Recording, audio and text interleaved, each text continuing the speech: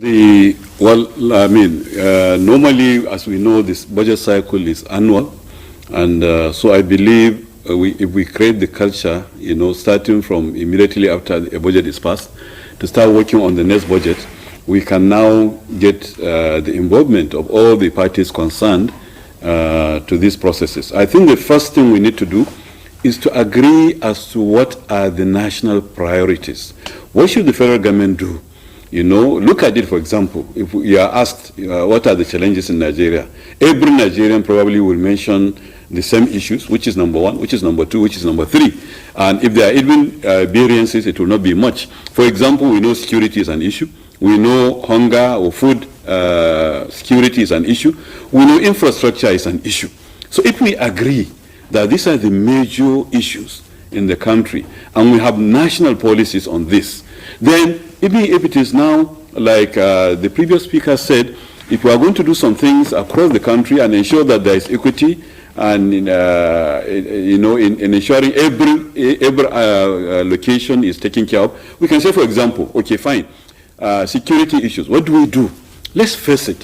What do we do to ensure security? Somebody mentioned, for example, the fact that you can even use boreholes to solve some of this security. I mean, that is true. For example, if you go to the average Fulani settlement, all they do when they are moving around with their cows is to try and locate where they can get water. And in the process, of course, they go into farms belonging to farmers, and then clashes start, and then all sorts of problems start.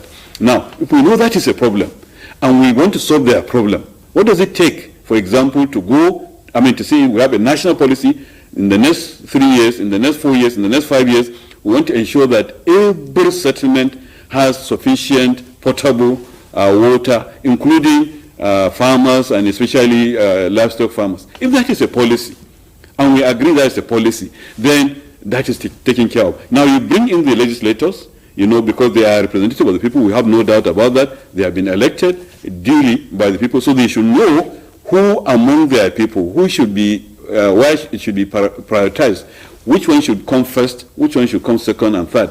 Involve them, involve every other person, involve the community leaders, the traditional rulers, the communities, in those places, and say, okay, in the next how many years, we want to do this in the form of water distribution, we want to do this in the form of health, we want to do this in terms of infrastructure. So go and think of how best, or where you want this to be located. They can participate in that, no problem. Advise government, the executive as to this is where the problem is, then you face it. So, but we have been spending money year in, year out, every time, and the problems are there. We are just scratching the surface.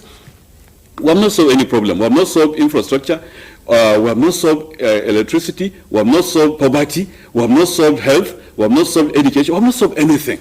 And in my opinion, it's not even 3.7 trillion that is lost. Or at least, as the previous speaker again said, from Jos, that we shouldn't give the impression as if some people have taken 3.7. We are not saying that. Nobody is saying that people have stolen 3.7 trillion. But what is being stolen is even much more than that. It's covered. It's covered all under the budget. Me, in my opinion, I believe up to 1/3 of this budget is stolen, one way or another, either by the technocrats, by whoever, especially by the technocrats, not even the politicians. So we need to get our national priorities right. When we agree these are our priorities, it's not street light that is our priority. Our major problem is poverty, is hunger, is insecurity, is infrastructure. Let's face it. Let's tailor our investments in terms of our budget spending in those sectors. And then, of course, carry the legislators and every other stakeholder involved, get them involved so that they decide which should come first, which should come second, which should come third. But the era or the process whereby we go in and do all sorts of projects that become white elephant projects that are not helping anybody, that are actually a waste, and all that matters to those people is that at least the budget, the amount has been spent, their own portion has come to them. That is the reality. So if we want to get it right, get our national priorities right, agree what the state should do, what the local government should do, what the federal government should do. This is unknown anyway, they are known, but agree them holistically. Instead of so-called national conference to discuss political issues, let us have national conference to discuss our economy, to discuss our infrastructure needs, to discuss our security needs. And then when we agree as to the real problem, agree how we will apportion it and ensure that everybody is taken care of, and bring everybody's input,